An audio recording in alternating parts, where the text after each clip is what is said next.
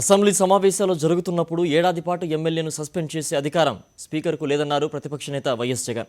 సభ నడుస్తున్నంతసేపు మాత్రమే ఎమ్మెల్యేలను సస్పెండ్ చేసే అధికారం ఉంటుందన్నారు. అంతకుమించి సస్పెండ్ చేయాలనుకుంటే సభా హక్కుల సంఘానికి నివేదించాలని నిబంధనలు చెబుతున్నాయన్నారు. సస్పెండ్ చేసిన ఎమ్మెల్యేకు కనీసం మాట్లాడే అవకాశం కూడా ఇవ్వలేదన్నారు. ఇంతటి దుర్మార్గపు పాలనను ఎక్కడా చూడలేదన్నారు ప్రతిపక్ష నేత వైఎస్ జగన్.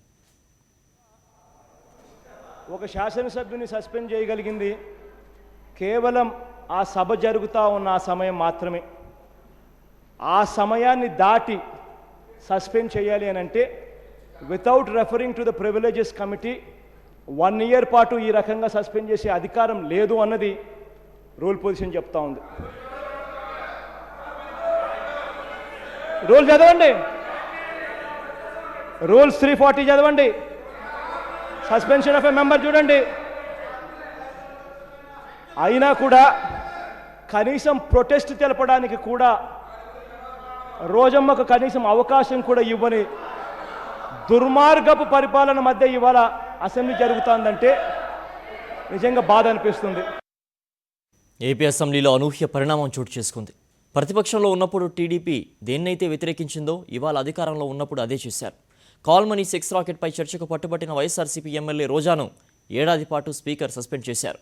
అసెంబ్లీలో కాల్ మనీ సెక్స్ రాకెట్పై చంద్రబాబు ప్రభుత్వం చర్చకు అనుమతించకపోవడంతో నిరసనగా పోడియం దగ్గర సీఎంకు వ్యతిరేకంగా నినాదాలు చేశారనే నెపంతో అధికార పార్టీ ఎమ్మెల్యేను ఏడాది పాటు సభ నుంచి సస్పెండ్ చేయాలని తీర్మానం పెట్టడం, అది కూడా ప్రవేశపెట్టిన మరుక్షణమే ఎలాంటి చర్చకు తావివ్వకుండా రోజాను స్పీకర్ సస్పెండ్ చేశారు. 2008లో కాంగ్రెస్ అధికారంలో ఉన్నప్పుడు టీడీపీ ప్రతిపక్షంలో ఉంది.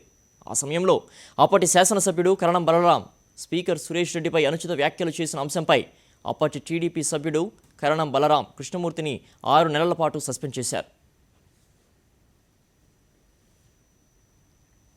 అయితే అప్పట్లో దానికి ఒక పద్ధతి పాటించారు. కరణం బలరాం కృష్ణమూర్తి చేసిన వ్యాఖ్యలపై అధికార పార్టీ సభ్యులు స్పీకర్కు ముందుగా ఫిర్యాదు చేశారు. స్పీకర్ దాన్ని సభా హక్కుల కమిటీకి నివేదించారు.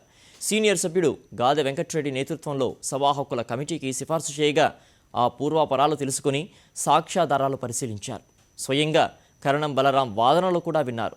ఆ తర్వాత కరణం బలరాంను 6 నెలల పాటు సస్పెండ్ చేయాలని సిఫార్సు చేశారు. విశేషం ఏంటంటే కరణం బలరాంకు శాసనసభలో వివరణ ఇచ్చుకునే అవకాశం కూడా ఇచ్చారు. కరణం బలరాంను 6 నెలల పాటు సస్పెండ్ చేయడాన్ని దుర్దినంగా, చీకటి పాలనగా చంద్రబాబు అభివర్ణించారు. కానీ ఇప్పుడు అదే చంద్రబాబు రోజాను ఏడాది పాటు నిబంధనలకు విరుద్ధంగా సస్పెండ్ చేయడాన్ని విశ్లేషకులు తప్పుపడుతున్నారు.